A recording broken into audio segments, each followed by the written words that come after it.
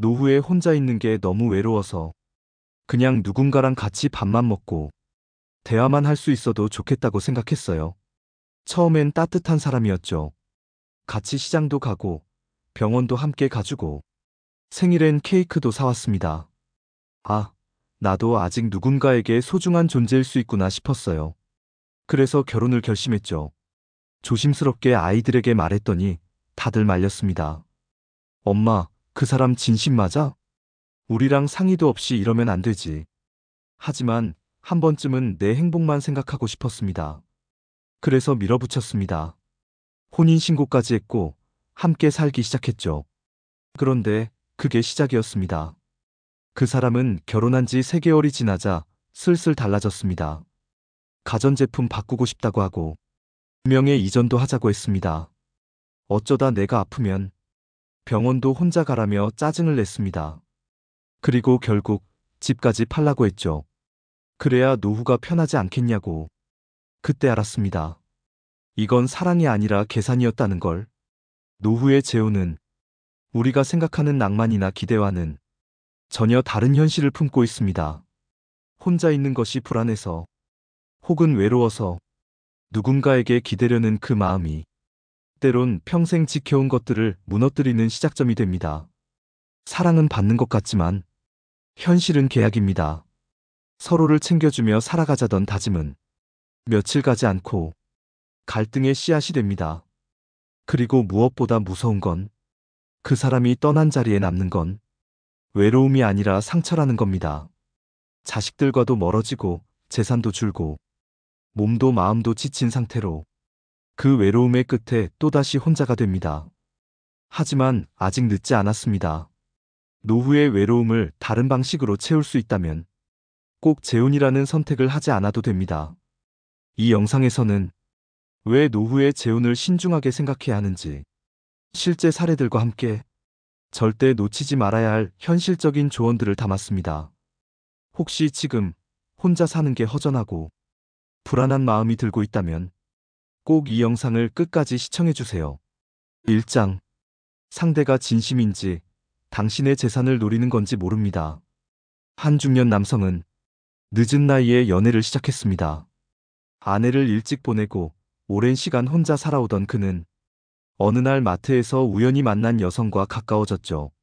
함께 식사도 하고 드라이브도 하면서 서로의 외로움을 채워주던 그 시간들이 정말 소중했다고 말했습니다. 그래서 결혼을 결심했습니다. 그녀는 처음엔 망설였지만 내가 가진 건 집 한 채뿐이야 라는 그의 말에 난 당신이 필요하지 집이 필요한 게 아니야 라고 웃으며 답했죠. 그 말을 믿었습니다. 그래서 재산 일부를 그녀에게 증여했고 집도 공동명의로 바꾸었습니다. 그런데 6개월이 지나자 그녀는 말을 바꾸기 시작했습니다. 생활비가 부족하다는 이유로 카드를 요구했고 그의 연금을 자신 앞으로 돌려달라고 했습니다. 그리고 어느 날 말도 없이 사라졌습니다. 그 집은 이제 법적으로 그녀의 절반이었고 그는 그 집에서 나가야 할 처지가 되었습니다. 이런 일 뉴스에서나 나올 것 같다고 생각하시나요? 하지만 실제로 노후 재혼 관련 사기로 인해 전 재산을 잃은 노인들이 해마다 수백 명씩 발생합니다. 문제는 이렇습니다. 상대가 진짜 날 좋아하는지 아니면 내가 가진 걸 원하는 건지 그걸 분간하는 게 너무 어렵다는 것입니다. 왜냐고요? 그들은 당신의 외로움을 압니다. 그 외로움을 이용해 다가오고 당신이 정서적 안정감에 익숙해질 때쯤 현실적인 요구를 꺼냅니다. 요즘은 혼자 살기 힘들잖아요. 명예 좀 바꿔주면 편하게 살 수 있어요. 우린 부부인데 이 정도는 해줘야죠. 이런 말들에 처음에는 망설이다가도 그래, 나도 이제 믿고 기대고 살아보자는 마음에 서서히 물러서게 됩니다. 하지만 그 순간 그 사람의 진짜 의도가 드러납니다. 당신은 평생 쌓아온 것을 단 몇 달 만에 잃게 될 수도 있습니다. 사랑에는 조건이 없습니다. 하지만 현실 속 재혼은 조건의 집합체입니다. 외로움을 채우기 위해 시작한 관계에서 그 외로움보다 더 큰 상실이 생길 수 있다는 걸 기억하셔야 합니다. 2장. 자식과의 관계가 돌이킬 수 없이 무너질 수 있습니다. 엄마가 그렇게까지 하실 줄은 몰랐어요. 서울에 사는 40대 여성은 재혼한 엄마와 1년 넘게 연락을 끊고 지냅니다.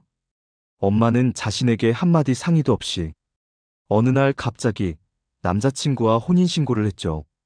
그 남자는 가족 행사에도 안 나오고 엄마의 병원 진료에도 동행하지 않았습니다.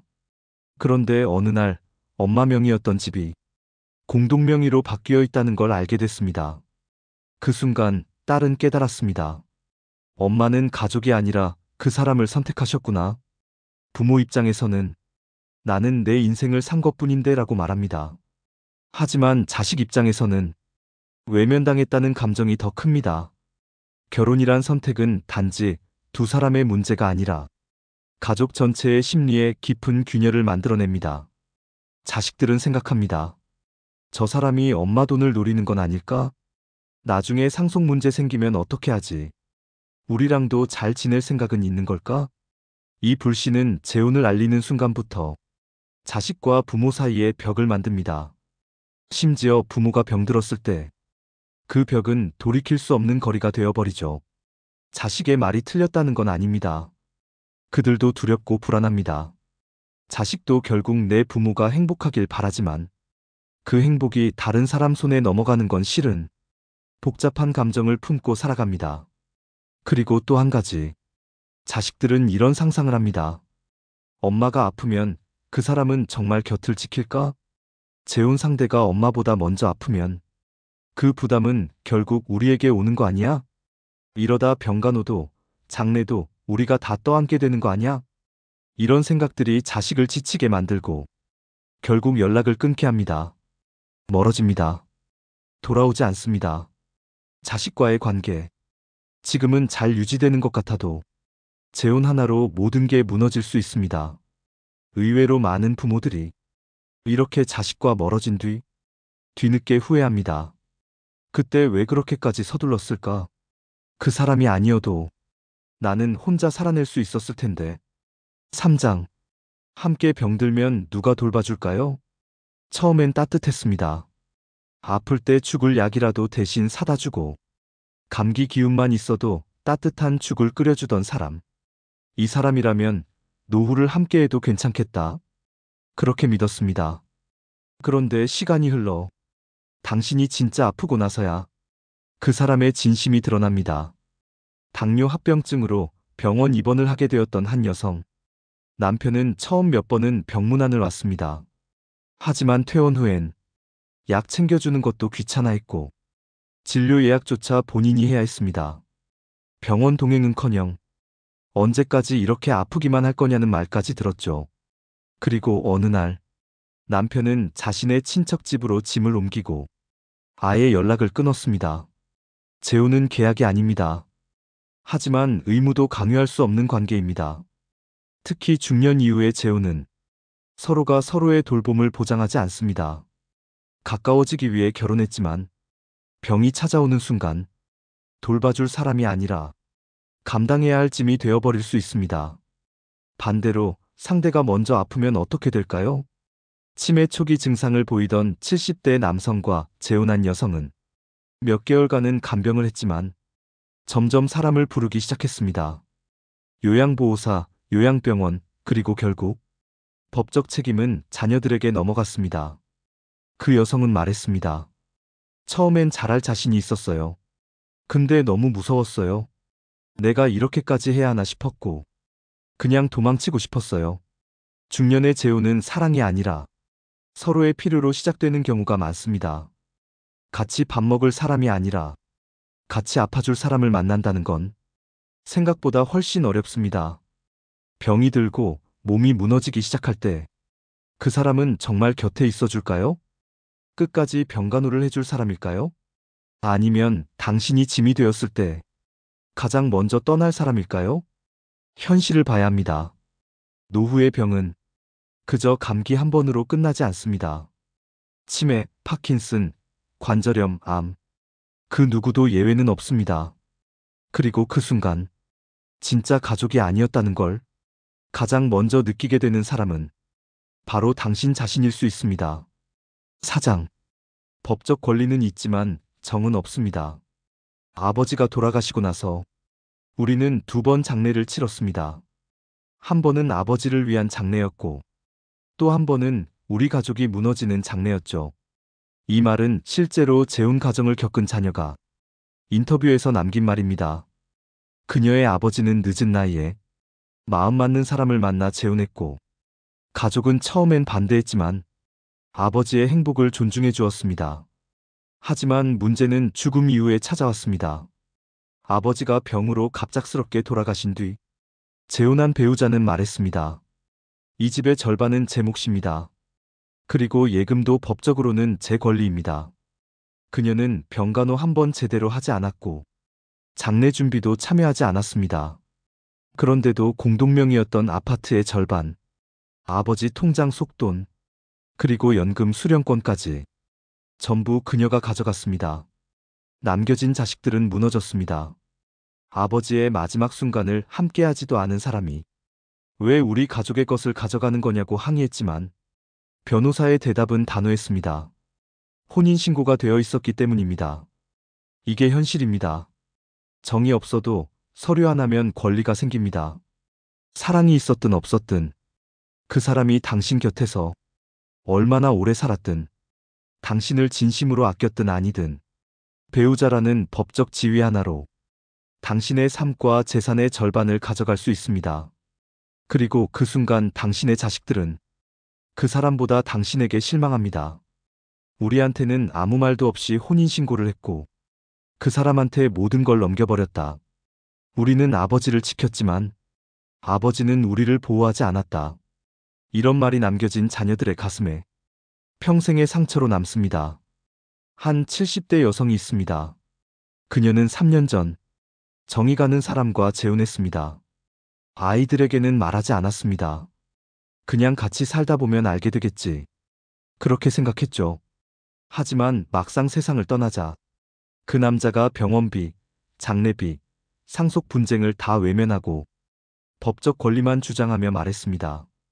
그쪽 자식들이 다 해왔잖아요. 나는 법적으로 받을 것만 받으면 돼요. 그 여성이 살아생전 남긴 일기에는 이런 문장이 있습니다.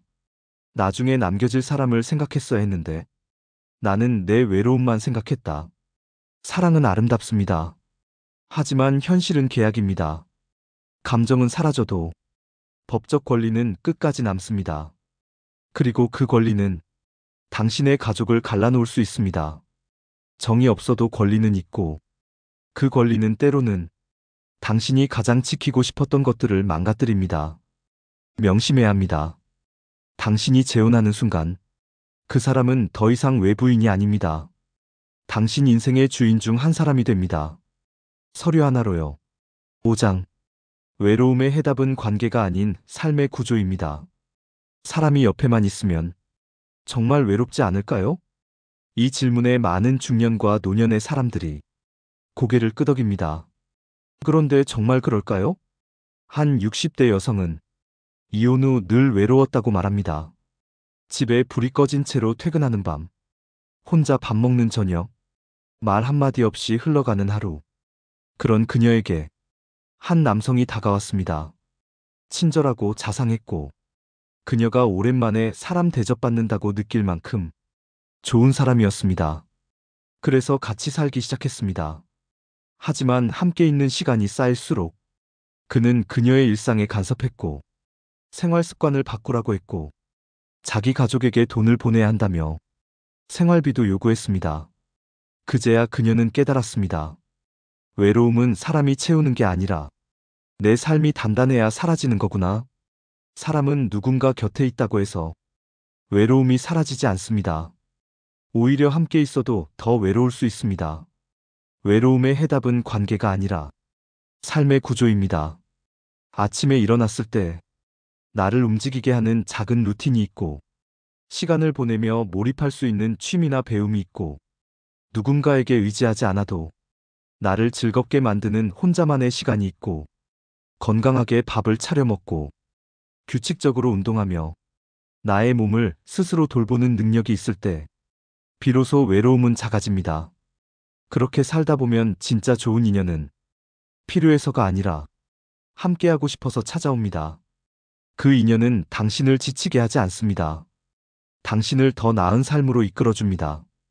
혹시 지금 나도 누군가랑 살면 덜 외롭지 않을까? 이렇게 혼자 있다가 죽는 건 아닐까? 하는 마음이 든다면 잠깐 그 마음을 누군가가 아닌 내 삶의 구조를 돌아보는 기회로 바꿔보세요. 당신의 하루가 단단하면 외로움은 들어설 틈이 없습니다. 혼자라는 건 결코 불행이 아닙니다. 스스로를 돌볼 수 있다는 가장 큰 자유입니다. 이제 혼자여도 괜찮은 삶? 아니, 혼자여서 더 자유롭고 지혜로운 삶? 그 길을 당신이 먼저 걸어보세요. 누군가와 함께 늙어간다는 건 생각만으로도 따뜻한 일입니다. 아플 때 손을 잡아주고, 식탁 앞에 둘이 앉아 밥을 먹고, 밤이 깊을수록 서로를 다독이며 잠들 수 있다면 그런 삶 얼마나 좋을까요? 그래서 많은 분들이 이야기합니다. 혼자 사는 게 너무 외롭다. 마음 맞는 사람이 있으면 같이 살고 싶다. 죽을 때 혼자 죽는 건 너무 비참하잖아. 하지만 이 말에 우리는 질문 하나를 더 해야 합니다. 정말 외로워서 재혼하고 싶은 걸까? 아니면 그 외로움이 무서울 뿐인 걸까? 그 차이는 생각보다 큽니다. 외로움을 피하고 싶어서 성급하게 인연을 맺은 사람들 중 진짜 위로를 받은 사람은 별로 없습니다. 오히려 더 외로워졌다고 말하는 이들이 훨씬 많습니다. 왜냐고요? 그 사람은 당신의 쓸쓸함은 채워줬을지 모르지만 당신의 인생을 함께 걸어줄 준비가 안 되어 있었기 때문입니다. 그리고 그 인연은 곧 계약이 되었고 당신의 가족은 등 돌렸고 법적으로는 부부였지만 감정적으로는 타인보다 멀어졌습니다. 마지막엔 그 사람이 떠났습니다. 당신을 걱정해서가 아니라 이젠 더 이상 가져갈 게 없었기 때문에 그 후에 남은 건 고립된 삶, 멀어진 자식, 줄어든 재산, 그리고 진짜 혼자가 된 자신이었습니다. 우리는 외로움을 피하고 싶어서 사람을 선택합니다. 하지만 진짜 지혜는 외로움이 있어도 스스로를 돌볼 수 있는 삶을 먼저 만드는 것입니다. 혼자서 밥을 지어 먹고, 혼자서 병원을 가고, 혼자서도 웃을 수 있는 순간이 쌓이면 그 외로움은 이상하게 작아집니다. 사람이 채워주는 외로움은 일시적입니다. 하지만 내 삶이 단단하면 외로움이 들어올 틈이 없어집니다. 그리고 그렇게 지내다 보면 정말 좋은 인연이 온다 해도 우리는 그 사람에게 기대지 않습니다. 기댈 필요가 없기 때문이죠. 그 사람과 함께하고 싶은 삶을 살게 되는 거지. 의지해야만 하는 삶을 살게 되지 않습니다. 그 차이는 노후를 지키는 가장 큰 힘입니다. 혹시 지금 어딘가에서 외로워하고 있는 당신이 있다면 이 말을 꼭 전하고 싶습니다. 혼자여도 괜찮습니다. 혼자 살아도 충분합니다. 당신은 약한 사람이 아니고 혼자라는 건 결핍이 아니라 선택일 수 있습니다. 자신의 삶을 지키는 가장 좋은 방법은 누군가에게 기대는 게 아니라 스스로를 안아주는 것입니다. 당신이 밟고 있는 하루하루가 충분히 단단하고 아름답다면 그 어떤 사람보다도 당신이 당신의 가장 든든한 동반자가 될 수 있습니다. 사랑도 좋습니다. 인연도 좋습니다. 하지만 그보다 먼저 나를 먼저 돌보는 지혜가 있어야 비로소 좋은 사람을 만나도 지치지 않습니다. 이 영상이 당신의 선택 앞에 작은 쉼표가 되어 주었기를 바랍니다. 그리고 부디 당신의 노후가 누구에게 휘둘리지 않고 당신 스스로의 손으로 단단하게 그려지기를 진심으로 응원합니다. 영상이 마음에 드셨다면 좋아요, 구독 부탁드립니다. 감사합니다.